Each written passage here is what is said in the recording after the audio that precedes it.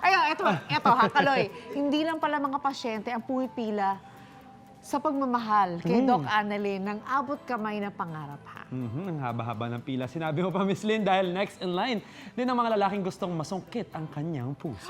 Oh, kilalanin natin yung mga lalaking malapit sa puso ni Doc Annalyn na ginagampanan ni Jillian Ward sa Afternoon Prime series na Abot Kamay ng Pangarap. Let's watch this. Ako si Miko.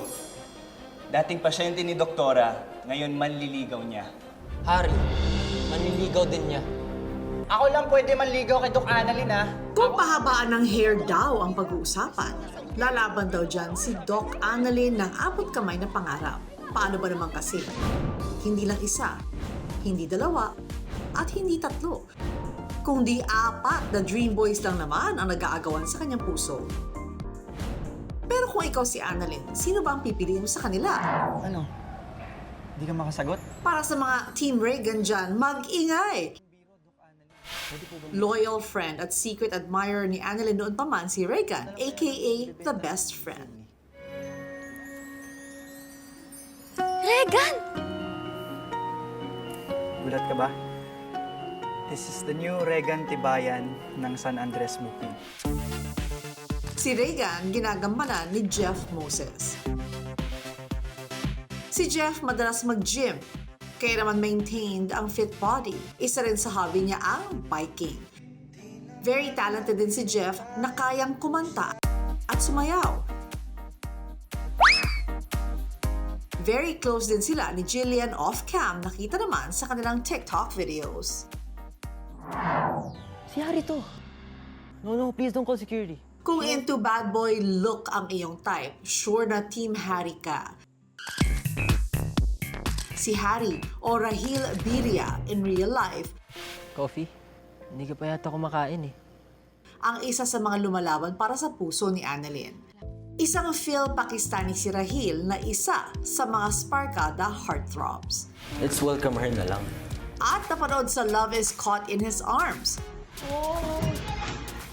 Into sports si Rahil tulad ng basketball. At isa ring dog lover. Ang galing mo naman, Doktora Santos. Kung team boy next door kayo, si Miko ang para sa inyo. Ang karakter ni Miko ginagampanan ni Michael Sager. Mula sa pagiging pasyente ni Annalyn, na-fall si Miko sa kanyang doktora. In real life, certified boy next door si Michael with his good boy charm. Bukod sa kanyang cute smile, lalo kang araw kikiligin sa kanyang boses na para kang hinaharana. Certified beach lover na si Michael, perfect travel buddy rin in your next getaway. Ito, Sarah? What do you mean, Doc? Mysterious, yan naman ang arrive ni Doc Lyndon, played by Kapuso leading man Ken Chan. I-check ko lang po yung pasyente. The patient will need a competent neurosurgeon, Doktora.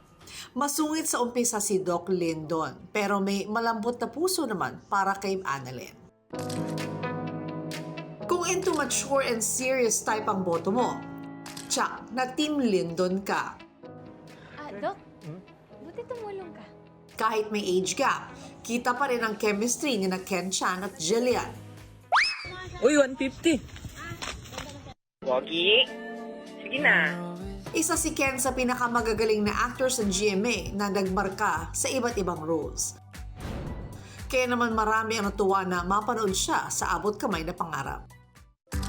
The best friend, the bad boy, the boy next door, or the mysterious guy.